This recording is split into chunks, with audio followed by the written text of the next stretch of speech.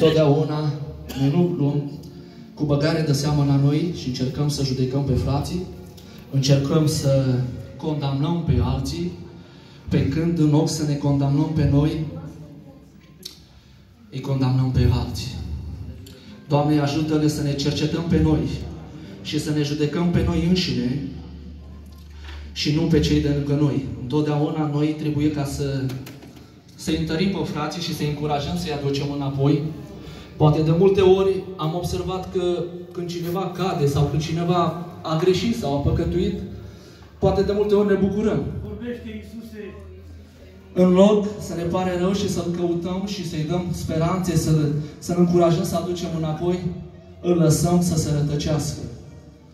Deși Dumnezeu nu dorește aceasta, pentru că în pilda cu oaia rătăcită, Dumnezeu a lăsat cele 99 de oi și s-a dus după oaia rătăcită.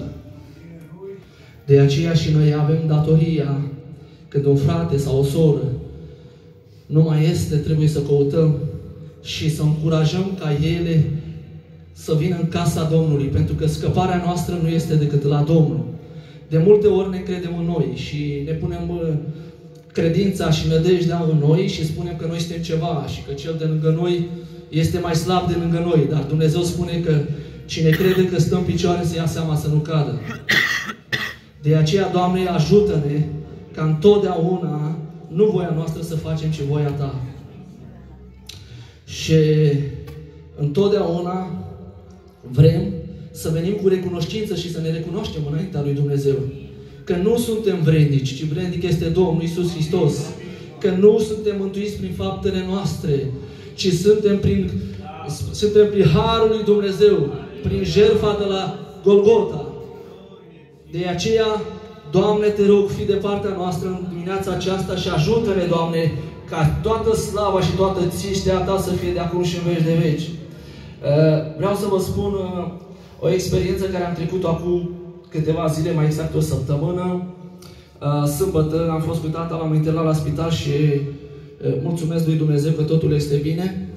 Și luni sau marți, mai exact, l-a operat. Și întotdeauna avem neamuri, avem rude și credem că întotdeauna suntem vizitați, suntem căutați de aproapele nostru. Mai exact din familiile noastre, care aparține nouă. Și stând acolo, am conștientizat că indiferent cât de mare ar fi numărul neamurilor noastre, familiilor noastre, dacă nu este Dumnezeu, acolo este în zadar. Și vă spun sincer, foarte mulți n-a fost. Am ajuns chiar să dorm cu soția acolo, singur și cu mama mea în mașină, și tot neamul meu și toate rudele mele care au venit așa, mai de gura lumii, o zi, atunci când a fost câteva ore și au plecat. Ceea ce mi-a dat de înțeles că nu e dragoste, că dacă este dragoste, rămâi lângă el acolo unde este, indiferent că ai treabă, indiferent că n-ai treabă.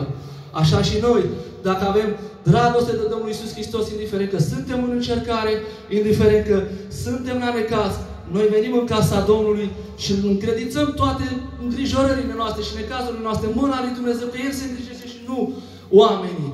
Și am lăsat pe tata acolo și am zis, mă duc, tată, că trebuie să mă duc la adunare în casa lui Dumnezeu. Nu lauda mea să fie, ci lauda lui Hristos să fie. Și mulțumesc lui Dumnezeu că m-a trecut prin experiența asta să nu mai pun încrederea în oameni și în aproapele nostru. Pentru că Dumnezeu spune că blestemat să fie omul care să încrede în om și binecuvântat să fie cel ce să încrede în Dumnezeu. Dar chiar dacă am fost eu singur acolo cu soția și cu mama, știu că Dumnezeu a fost de partea mea, m-am rugat, am postit, slăvit să fie Domnul, și Dumnezeu a lucrat și totul este bine. Și Domnul doctor a spus că luni va merge acasă. Asta nu e datorită mie, ci datorită Domnului Iisus Hristos. Domnul să vă binecuvinteze.